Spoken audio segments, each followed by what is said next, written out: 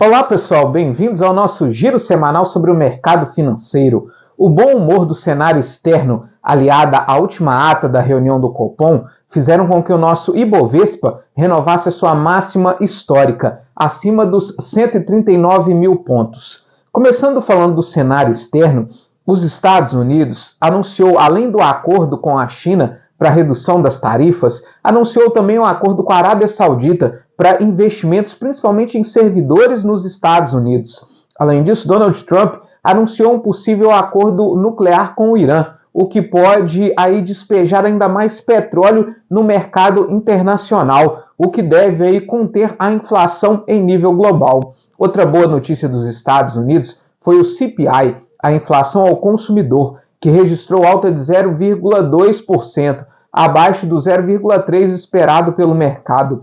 Nos últimos 12 meses, a inflação ao consumidor nos Estados Unidos acumula uma alta de 2,3%, e isso aí acabou animando os investidores. Além disso, aqui no Brasil, a ata da última reunião do Copom acabou praticamente cravando o fim do ciclo de alta da nossa taxa de juros. Na última reunião, o Copom discutiu, entre outras coisas, a desaceleração econômica e a taxa Selic em patamar extremamente contracionista, o que vem afetando principalmente a política de crédito, o que, segundo o Copom, tem aí um efeito positivo na inflação, contendo as expectativas de inflação, principalmente no longo prazo. Isso aí foi interpretado pelos investidores como uma sinalização clara de que o Copom deve agora pausar o ciclo de alta da nossa taxa de juros com a Selic em 14,75, apesar de ainda existirem alguns investidores apostando em mais um ajuste, uma alta de 0,25 ponto percentual na próxima reunião do Copom. Esse conjunto de fatores acabou afetando positivamente o nosso Ibovespa, que fecha essa semana em alta de 1,96%. Já o dólar acabou subindo um pouco essa semana, principalmente aí com os temores fiscais. O dólar encerra essa semana em alta de 0,16%, cotado aos R$ 5,66. Apesar do Ibovespa ter renovado a sua máxima histórica, se nós olharmos a sua cotação descontada à inflação do período, ou até mesmo a sua cotação em dólar, ela ainda está longe da sua máxima histórica. Ela atingiu a máxima apenas em números nominais. Aqui no Brasil, os investidores voltaram a se preocupar com os temores fiscais.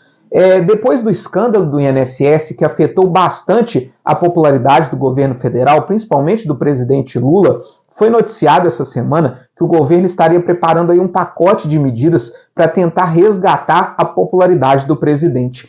Esse pacote incluiria a isenção fiscal para mais de 60 milhões de famílias cadastradas no CadÚnico dentro da conta de luz. Essa isenção custaria um aumento para os demais consumidores de 1,5%, além do fim dos incentivos para o uso da energia eólica e solar. O pacote ainda incluiria um vale-gás de R$ 110 para os beneficiários do Bolsa Família e também um reajuste do Bolsa Família para o ano que vem, de R$ 600 para R$ 700. Outra medida seria em relação à saúde. O governo estuda utilizar a estrutura dos hospitais particulares para tentar desafogar as filas do SUS, principalmente de cirurgias, em troca do perdão de dívidas desses hospitais com o governo federal. O ministro da Fazenda, Fernando Haddad, veio a público dar declarações de que esses rumores são mentiras, de que as únicas medidas que estão sendo preparadas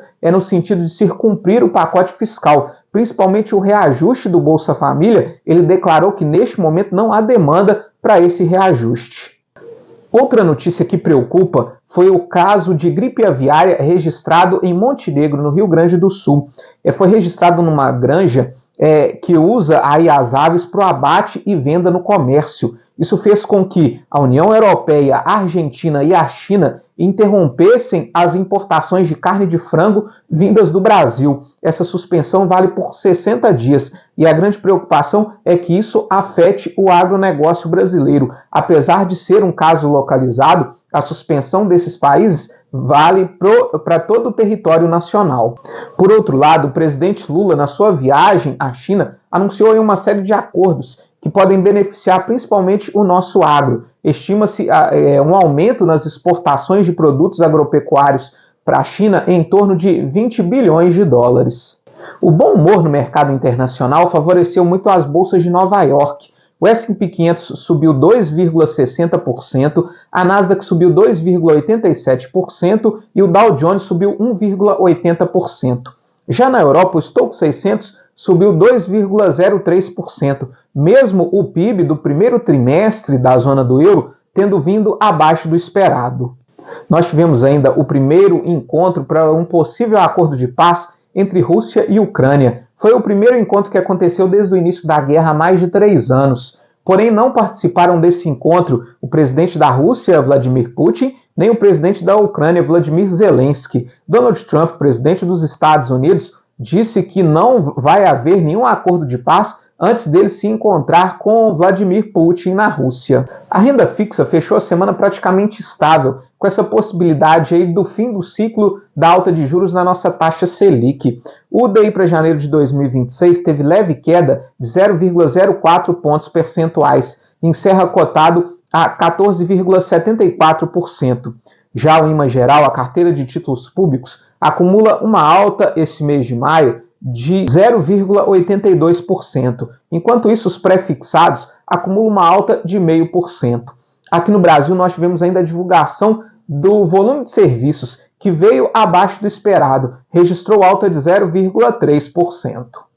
Para a semana que vem, nós temos a divulgação da inflação da zona do euro.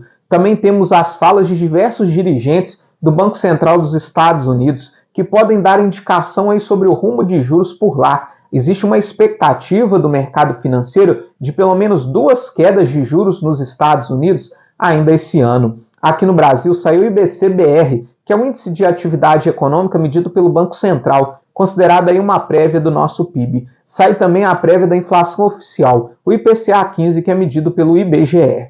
Muito obrigado e até a próxima semana.